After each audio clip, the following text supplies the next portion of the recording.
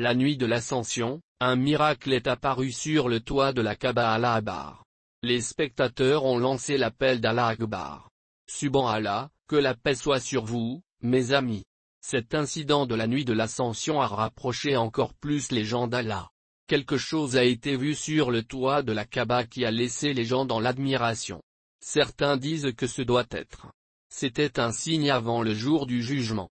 Qui était cet être illuminé qui est apparu sur le toit de la Kaaba? Regardez la vidéo pour savoir qui a vu cet être en premier et ce qu'il en a dit. Abonnez-vous et cliquez sur l'icône de la cloche pour être informé de chaque vidéo. Essayons d'atteindre un objectif de 4000 likes sur cette vidéo. 000 likes. Votre soutien est vital pour nous. Il nous aide à proposer un contenu plus approfondi sur ces sujets essentiels. Passons maintenant au sujet principal. Mes amis, la nuit de l'Ascension est considérée comme une nuit d'adoration. Cette nuit-là, nombreux étaient ceux qui se trouvaient dans le Karar pour l'adoration.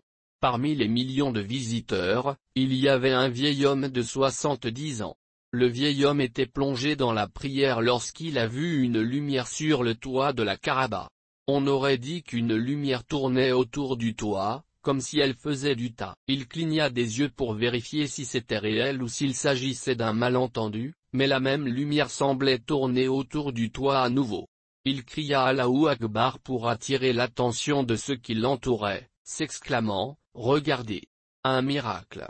Il y a un être illuminé qui fait du tas sur le toit de la Kaaba. » Les gens regardaient, mais ne voyaient rien.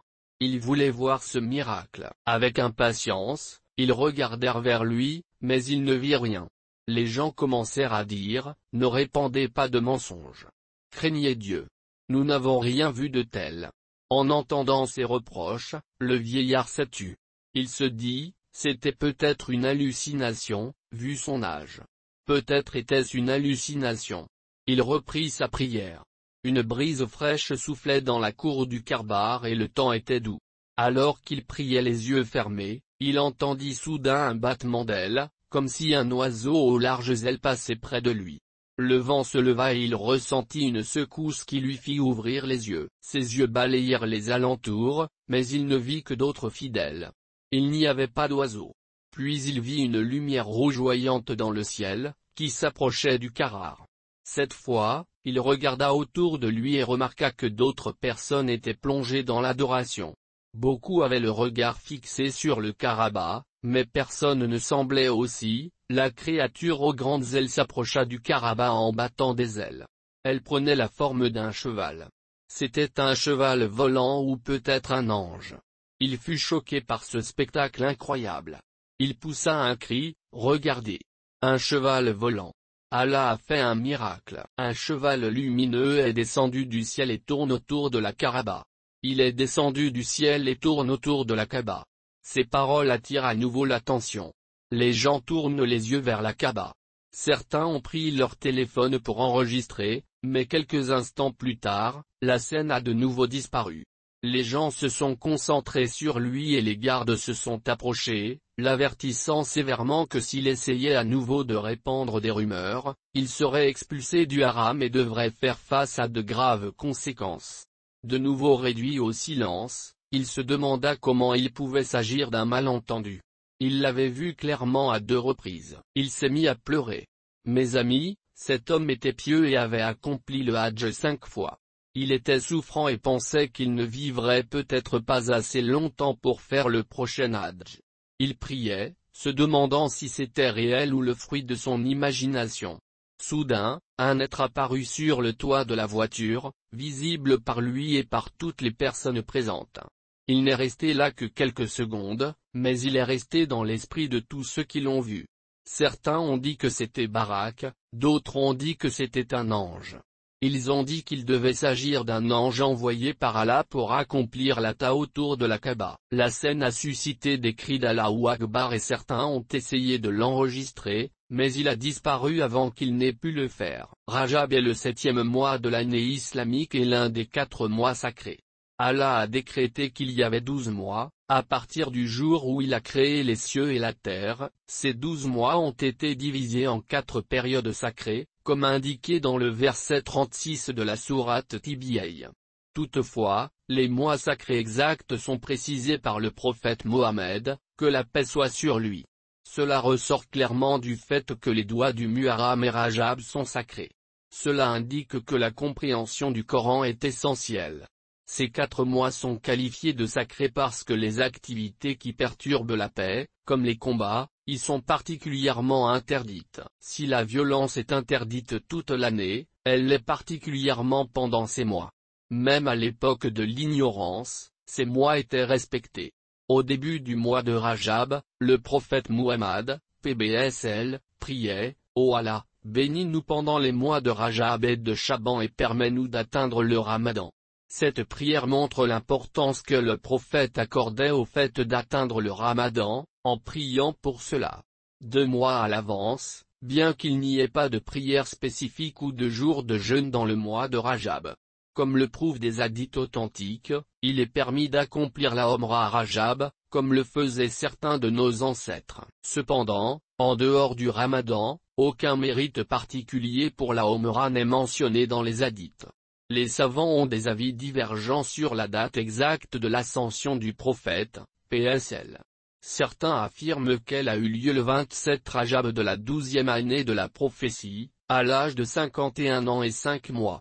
Le voyage nocturne de la mosquée sacrée de la Mecque à la mosquée la plus éloignée, mentionnée dans la sourate Al-Isra, est appelé Isra, et l'ascension vers les cieux à partir de là est appelée Mir. Cet événement sacré est commémoré sous le nom de Isra et Mir. Le Coran, dans la sourate Najm, fait également référence à cette rencontre. Puis il s'approcha et se rapprocha jusqu'à ce qu'il soit à une distance de 2 longueurs d'arc ou même plus près. Allah révéla à son serviteur ce qu'il avait révélé dans la sourate Najm, versets 13 à 18.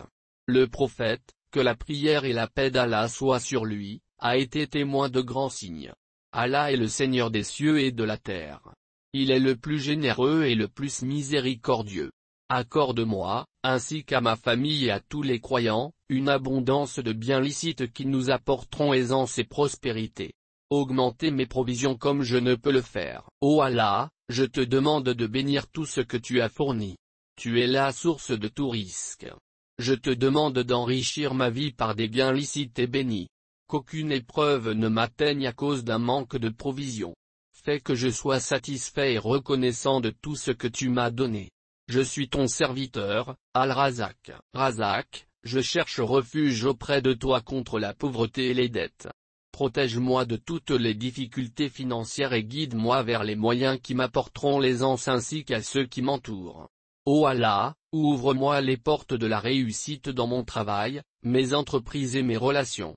Que chaque pas que je fais soit un pas de plus vers ton plaisir et ma réussite dans ce monde et dans l'au-delà. Ô très sage Allah, Hakim, guide-moi pour que je prenne des décisions sages et aide-moi à reconnaître et à saisir les opportunités qui me seront profitables de manière à te plaire. Ô Allah, protège-moi de la jalousie et du mal et protège mes biens, ma famille et ma santé. Protège-moi du mal, des mauvais regards et de tout mal qui pourrait m'affecter ou affecter ceux que j'aime. Bénis mon foyer de la paix et de la tranquillité. Accorde-moi la force et la santé pour jouir des bénédictions que tu m'as accordées, ô Seigneur. Place l'amour et l'unité entre moi et ma famille et fais que nous soyons une source de réconfort et de soutien les uns pour les autres. Aide-moi à assumer mes responsabilités envers ma famille et la société avec sincérité et intégrité. Ô Allah, fais de moi une personne qui donne généreusement aux autres et permets-moi d'être une source de secours pour ceux qui sont dans le besoin. Je serai une source de secours pour ceux qui sont dans le besoin. Je suis généreux, Al-Karim. J'aiderai ceux qui sont moins chanceux et je trouverai de la joie à répandre la bonté en ton nom.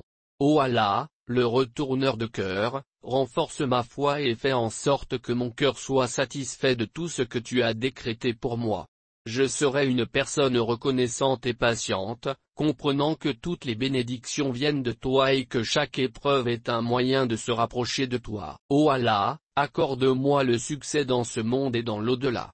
Garde-moi fermement sur le chemin de la droiture et fais en sorte que mes actions soient une source continue de bien, même après avoir quitté ce monde. Fais en sorte que mon caractère te soit agréable.